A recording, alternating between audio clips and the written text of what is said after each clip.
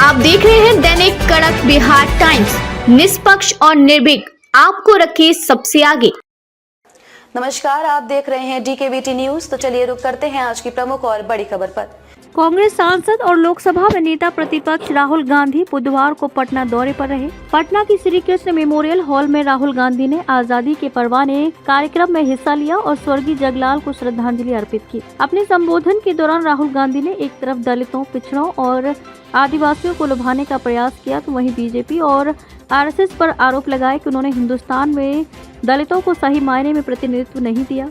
राहुल गांधी ने स्वतंत्रता सेनानी जगलाल चौधरी की जयंती समारोह में जगलाल चौधरी को याद करते हुए बताया, बिहार में शराबबंदी लागू करने वाले सबसे पहले व्यक्ति जगलाल चौधरी थे। उनकी जयंती में राहुल गांधी के शामिल होने को दलित वोट को साधने की कोशिश के रूप में देखा जा रहा है, खासकर जब बिहार में इसी साल विधानसभा चुनाव होने हैं। आपको बता दें कि बिहार में इसी साल विधानसभा चुनाव होने हैं और 3 हफ्ते में राहुल गांधी दूसरी बार पटना आए। पटना पहुंचने के बाद राहुल गांधी सबसे पहले कांग्रेस विधायक दल के नेता शकील अहमद खान के घर गए। यहां राहुल गांधी ने परिवार के दुखी सदस्यों से मुलाकात कर उनका दुख बांटा। शकील अहमद खान के बेटे की लाश सोमवार को उनके कमरे में मिली थी। बेटे अयान की मौत के बाद कांग्रेस नेता शकील अहमद खान फूट फूट कर रोते हुए नजर आए थे। आपको बता दें कि सोमवार को शकील अहमद खान के बेटे आयान ने आत्महत्या कर ली थी, इसलिए उन्होंने शकील अहमद से मिलकर उनके परिवार का हौसला बढ़ाया। इस दौरान NDA सांसद उपेंद्र कुशवाहा और कांग्रेस राज्यसभा की सांसद रंजीता रंजन भी शकील अहमद खान के घर पहुंची।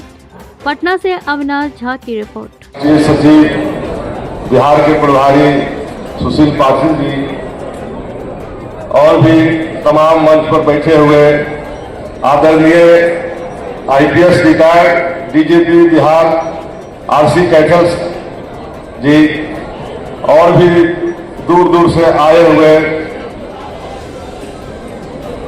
भाइयों, बहनों, साथियों, मैं हृदय से आपका स्वागत करता हूं।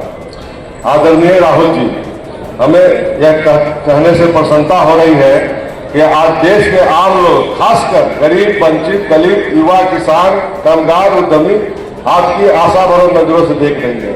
आप देश के कई हिस्से में लगातार यात्रा कर रहे हैं। आपने देश के लोगों को, जरूरतों को, उनकी भावनाओं को, उनकी समस्याओं को और उनकी आशाओं को करीब से देख रहे हैं। उन्होंने महसूस किया है। आपकी दृष्टि समस्या के निदान की ओर है। देश में आप पर, आपकी सक्रियता और आपकी निष्ठा पर भरोसा है। अभी संसद बजट, राष्ट्रपति महोदया के अभिभाषण के संवाद के विश्वास आपके प्रति मजबूत हुआ है। आप अपनी विरासत के अनुसार कदम उठा रहे हैं। राहुल जी, नेता के पास एक चुनाव जीतने का दृष्टि होता है। राजनेता अगली पीढ़ी की भलाई करने के बारे में सोचता है। 2009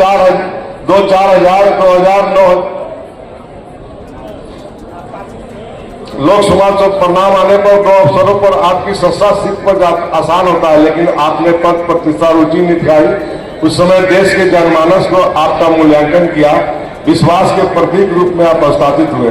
राहुल जी, हम लोग जिस समाज से आते हैं उस समाज अंतिम कतार में माना जाता है। आजादी के बाद बहुत कुछ बदला। बाबा साहब भीमराव अम्बेडकर ने एक संविधान दिया जिससे हमारे बराबरी का अधिकार मिला। सरकारी सेवा में जाने, पढ़ने और आगे बढ़ने का अधिकार मिला।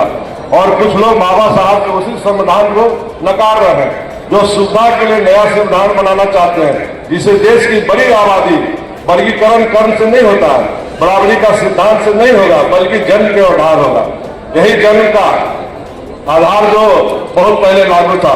हम लोग को विश्वास है कि आप दिशा में चल रहे हैं।